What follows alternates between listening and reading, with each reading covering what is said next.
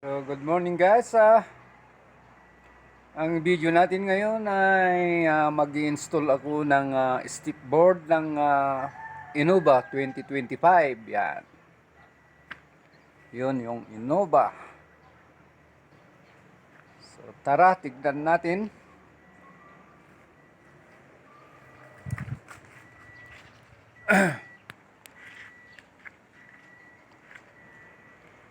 Ah.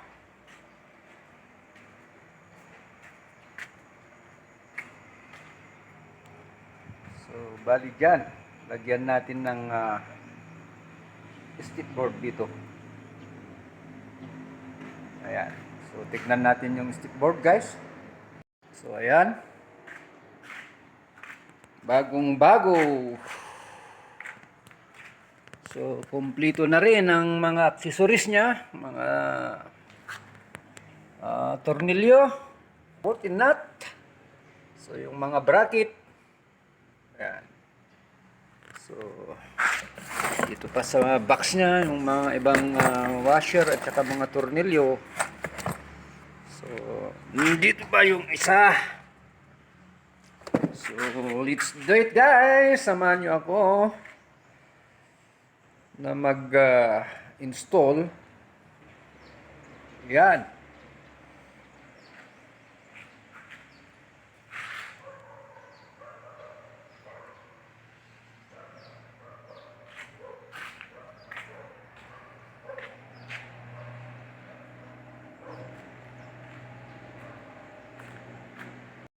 So, ayan guys, bali ipapakita ko ang formation ng bracket.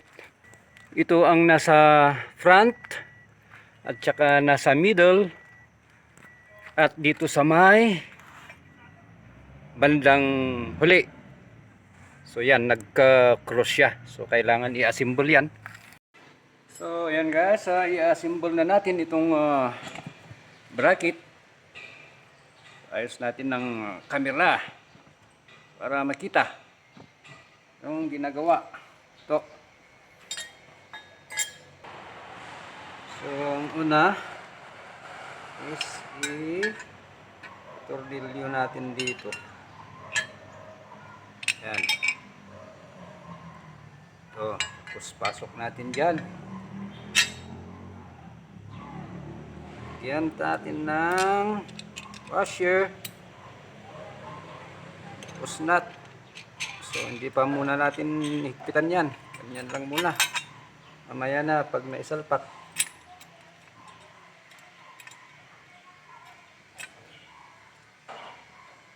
At isang tornilyo dito.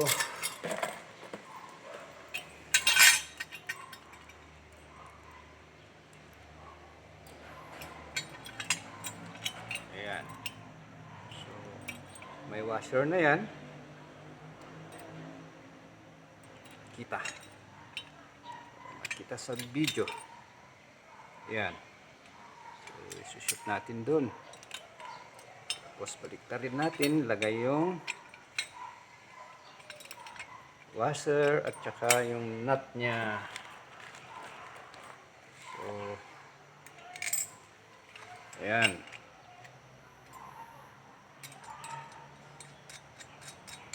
Okay. Ayan, so mamaya natin higpitan pag nasalpak na. Okay, so ganyan ang forma. Ayan.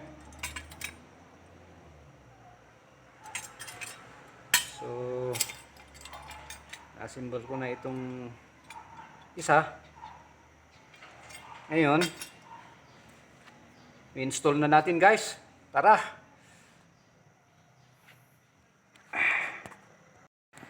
So, ayan guys. Unahin natin muna dito sa huli. Bandang likuran. So, ayan. Medyo hindi makita. Pasensya na. Walang tagahawak ng kamera ah. So, may clip dito na plastic. Ito oh. Ito. Diretso yan. Hanggang sa unahan. Plastic ito na parang cover. So, tanggalin natin itong clip na to. Yung dalawa lang dito sa huli.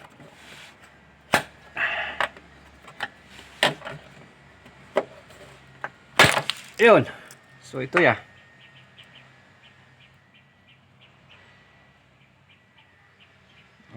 Ang isa naman dito.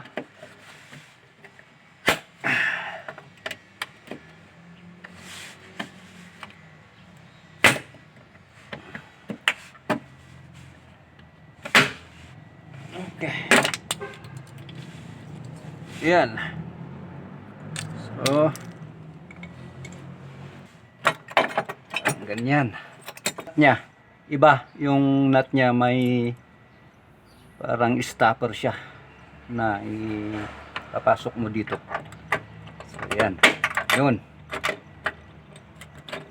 Ngayon, yung isa naman. Sa kabila. Dito. Ayun, swak na swak. Natin kung pan. Parehas. So, ganito yung isa. Yan na lang. Okay. Ngayon, kunin natin yung mga nut nya.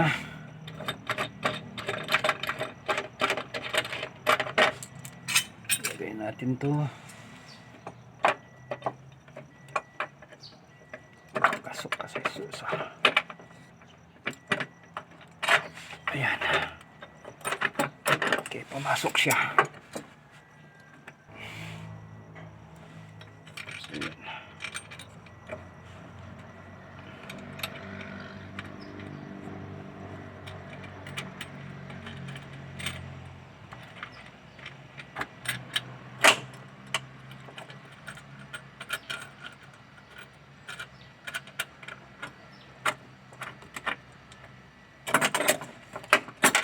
Ng washer.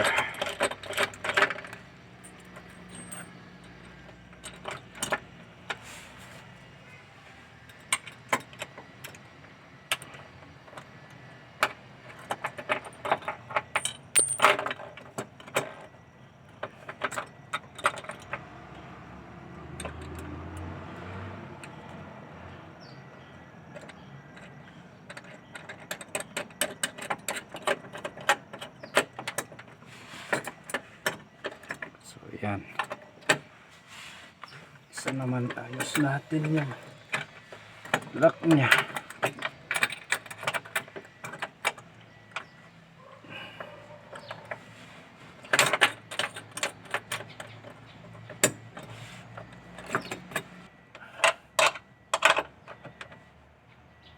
Okay.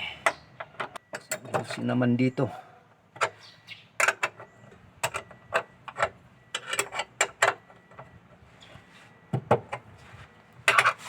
Dito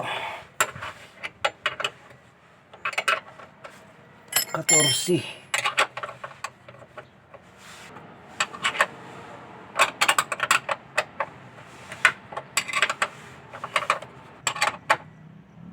Okay yan. So, and guys, yan, ganyan ang itsura niya. Okay, dito naman tayo sa gitna.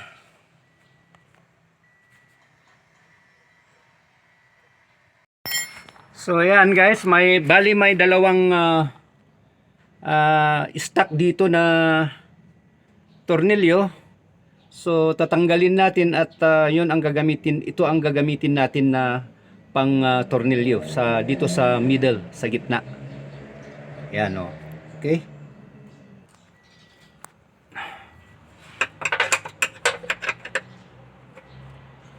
So bali 12 ang size nito.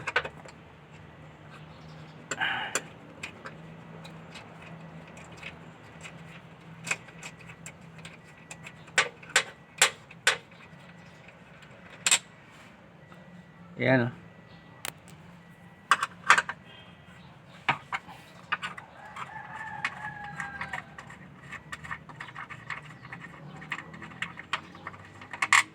Yun. To. So malalaman nyo ang gitna at saka yung sa front medyo nakaangat ng kunti, pero yung nasa front flat diretso yan. So ibabalik natin itong, bali itong isa lang ang ibabalik natin guys, para itong isa naman gagamitin natin dito sa unahan. Yan, kasi thread lang ang andito sa unahan, walang tornilyo. So tig-isa na lang nila sila, at saka yung isang galing sa box, yun ang gagamitin natin na isa.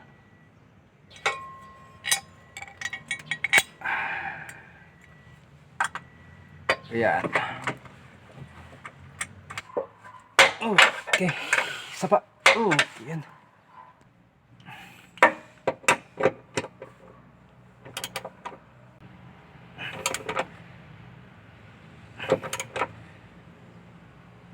Okay. So, ayos. Tignan natin dito sa labas. Yan. Nakadiretso naman. So, ayos. Ito naman tayo sa harapan. Ito yung stock na may thread na ito, butas. So, bali ito yung isang nut galing dyan sa gitna, tornilyo. Gagamitin natin dito sa harapan para tig-isa yung sa gitna at saka dito sa harapan para mas tibay siya. Kasi yung mga nut na galing sa box niya is madali maputol. So dito natin ilagay sa unahan.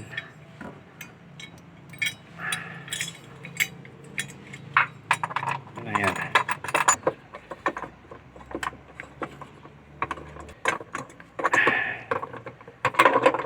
Okay, so ito gagamit tayo ng yung galing sa box.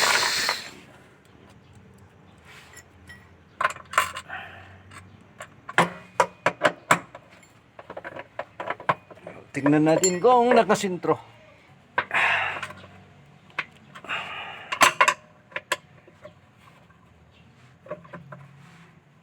Okay na yan. Ito naman tayo.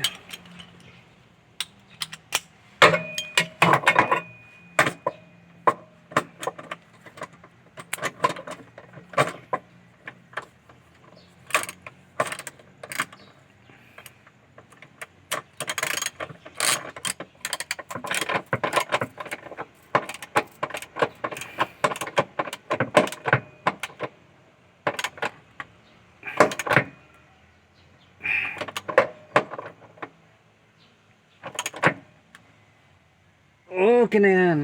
Kasi baka mapuputol yung ulo niya. So yan, diretso naman siya. Yan ang itsura. Ang tatlong bracket.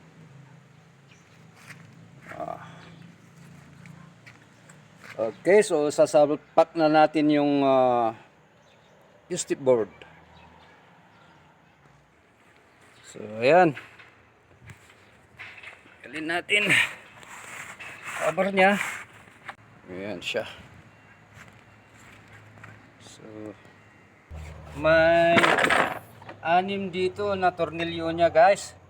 Ito sa na nakalagay na. So luwagan natin mga nut nila.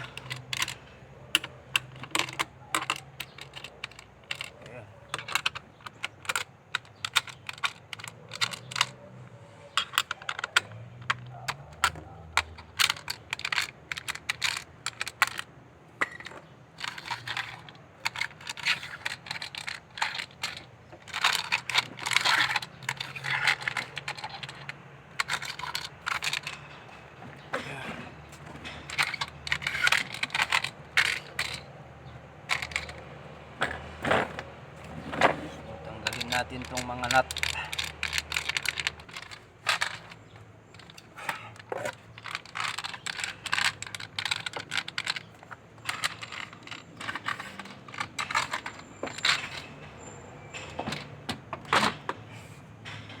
So, fit muna natin.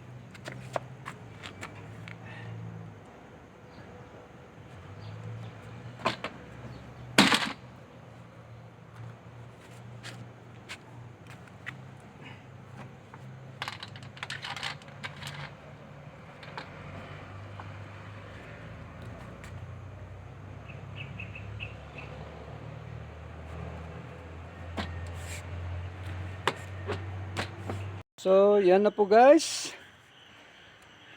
At sa kabila naman tayo.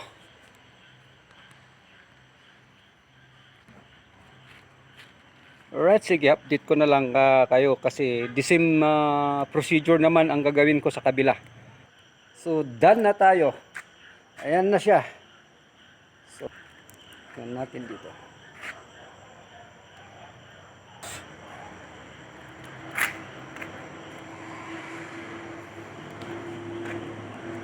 Okay.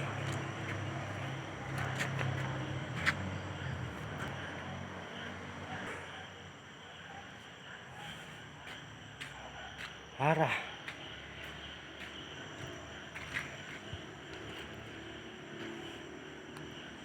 So, maraming salamat guys.